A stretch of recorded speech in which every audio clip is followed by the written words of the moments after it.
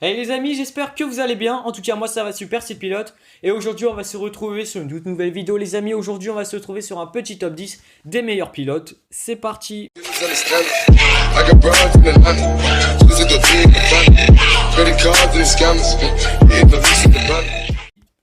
Allez, en 10e position, on va se retrouver avec Graham Hill, icône de la Formule 1 des années 60. Il a décroché à 2 reprises le titre de champion du monde des pilotes.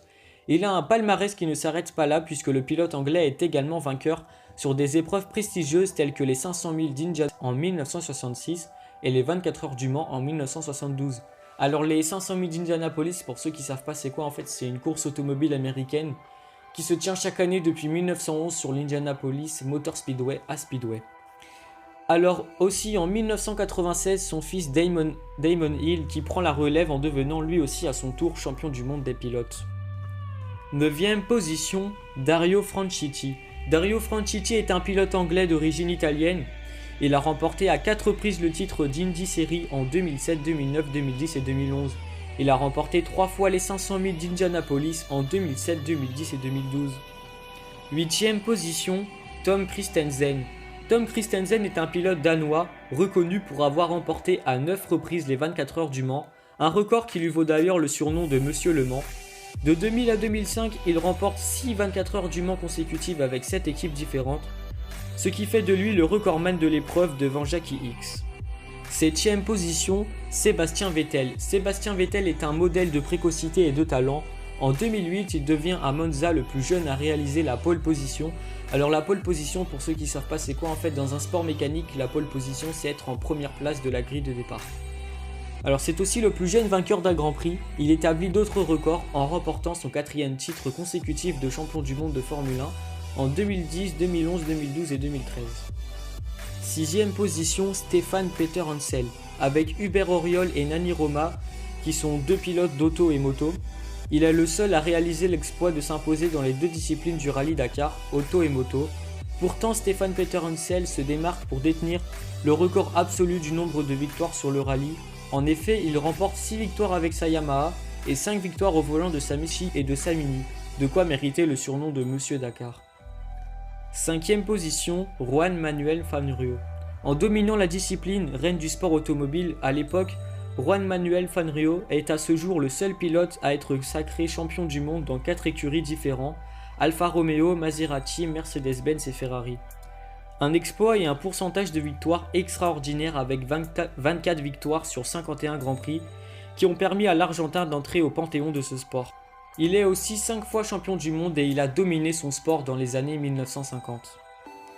4e position, Alain Prost. Celui qu'on surnomme le professeur a donné ses lettres de noblesse à un sport encore peu considéré en France. Il est quadruple champion du monde de Formule 1 en 1985, 86, 89 et 93. Le Français est considéré comme l'un des plus grands pilotes de l'histoire. Sa rivalité avec Ayrton Senna fait partie des plus belles heures de l'histoire de ce sport. 3e position, Ayrton Senna. Véritable icône au Brésil, Ayrton Senna est entré dans la légende en se tuant lors du Grand Prix d'Imola en 1994. Un état d'esprit irréprochable et une soif de vaincre qui lui permit de remporter 3 fois le titre de champion du monde en Formule 1 en 1988, 90 et 91. Le Brésilien a gagné 41 courses et signé 65 pôles de position. 2e position, Sébastien Loeb. Au volant de sa Citroën, Sébastien Loeb a régalé les amateurs de rallye en 2004 à 2012. Lui et son copilote, Daniel Elena, tiennent la plupart des records du WRC. Le WRC, c'est le championnat du monde de rallye. Donc avec 9 titres consécutifs, il se retient des rallyes en 2013, ce qui ne l'empêche pas de briller dans d'autres disciplines, notamment en WTC, toujours avec sa Citroën.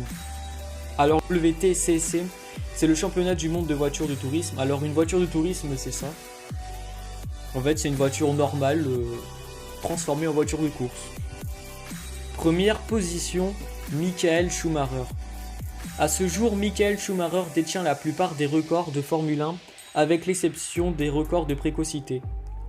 En effet, avec 7 titres de champion du monde et 91 victoires en Grand Prix, il a largement contribué au succès de la Scuderia Ferrari, 5 titres mondiaux consécutifs de 2000 à 2004. Et bien voilà les amis, c'est déjà la fin de ce top 10. J'espère qu'il vous aura plu, donc je suis encore désolé si j'ai mal prononcé les noms des pilotes parce qu'il y en avait certains qui étaient très durs à prononcer. Alors bref, si tu as aimé ce petit top 10, n'hésite pas à laisser un petit pouce bleu, à laisser un commentaire, à partager, puis à t'abonner. C'était le pilote, bye.